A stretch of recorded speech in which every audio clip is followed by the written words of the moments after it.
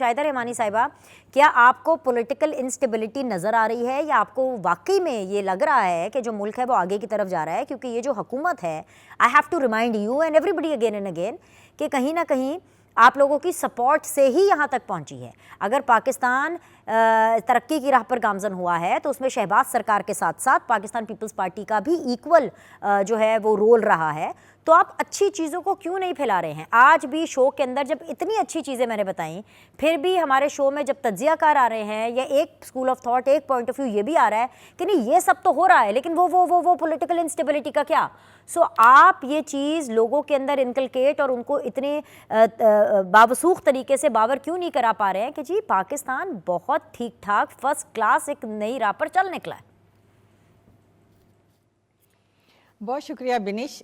देखिए, इसमें तो कोई दो राय नहीं है। और इस वक्त जिस तरह पाकिस्तान तरक्की कर रहा है और जिस तरह इख्तियार वली साहब ने फरमाया कि इसमें पाकिस्तान पीपल्स पार्टी ने और दीगर जमातों ने अपना स्टेक दाव पे लगाया। बिल्कुल आपकी अपनी एक पहचान होती है, अपनी एक शनाख्त होती है, लेकिन आपने देखा कि पीपल्स कोई लोग कह रहे थे कि शायद पीपल्स पार्टी इक़्तिदार के खातिर PMLN को सपोर्ट कर रही है, लेकिन हमने उस तासुर को भी गलत साबित किया और हमने कहा कि नहीं, इस वक्त जो मुल्क को जिस वक्त हमें इक़्तिदार मिला है, आपने देखा कि उस वक्त कितनी मुश्किलात का सामना था। इख्तियार वली साहब ने भी इसको बताया, फ़ारूक साहब ने भी, कि किस अंदाज से हम ऐलान हो चुके थे दुनिया में, आइसोलेशन में चले गए थे। सी पैक जैसा मंसूबा जो है वो रोल बैक कर दिया गया था।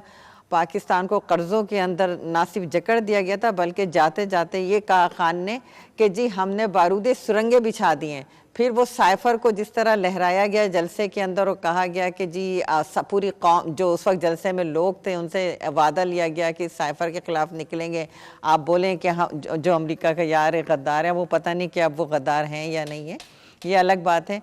दूसरी बात ही कि अब जलसों में पहले साइफ़र लहरा रहे थे, आज झंडे लहरा रहे हैं। तो ये तो चाहते ही नहीं मुल्क के अंदर सियासी इस्तेहकाम हो, मुआशी इस्तेहकाम हो, पाकिस्तान तरक्की करे। इनका एजेंडा था कि पाकिस्तान जो है वो खुदा न खास्ता डिफ़ॉल्ट हो जाए। पाकिस्तान की ये बर्बादी की दुआएं कर रहे थे और वो बड़े खुश थे कि जिस वक्त पाकिस्तान की मईशत जो है तनज़्ज़ुली का शिकार थी, पाकिस्तान में महंगाई उरूज पर थी, तो आप देखें कि वो फ़ख्र से कहते थे कि जी पाकिस्तान जो है बहुत जल्द डिफ़ॉल्ट होने वाला है। लेकिन तमाम पॉलिटिकल पार्टीज़ ने, स्पेशल आपने देखा कि Pakistan People's Party, MQM, JUI, तमाम जमातों ने उस वक्त मिलकर, PMLN, सब ने मिलकर पाकिस्तान को माशी बहरानों से निकालने के लिए एक साथ हुए।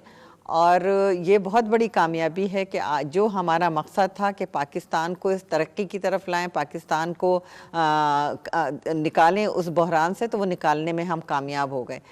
रही बात ये कि देखें, अगर हमने 2/3 मेजॉरिटी के साथ 26वीं आइनी तरमीम कर लिए, तो ये इस बात का सबूत है कि पॉलिटिकल स्टेबिलिटी आ रही है। और बहुत जल्द ये तो जो आप देख रहे हैं कि PTI की ज़िद आना जो है वो नहीं चाहते कि जो असम्बली है वो स्मूथ तरीके से चले। और यही वजह है कि जैसे ही गवर्नमेंट कोई बिज़नेस लाती है, हम कोई काम करते हैं पार्लियामेंटेरियन, तो वो उसको सैबोताज करने की कोशिश करते हैं। ये आप ख़ुद देखें कि इनको अभी तक 6 महीने से ज़ायद हो गया, जो कमेटियाँ इनको दी गई ये अभी तक PSC को नहीं बना सके, स्टैंडिंग कमेटीज़ इनकी कंप्लीट नहीं हुई, ना अभी तक इन्होंने काम शुरू, क्योंकि पॉलिटिकल विजडम नहीं है। ये सियासी जद्दोजहद के साथ आते तो सियासी जद्दोजहद करते। ये कभी एम्पायर की उंगली के इशारे की तरह लेकर आए हैं, कभी इस्टेब्लिशमेंट के उससे RTS बैठाकर किस तरह 2018 में इनको जोड़ तोड़ करके लाया गया।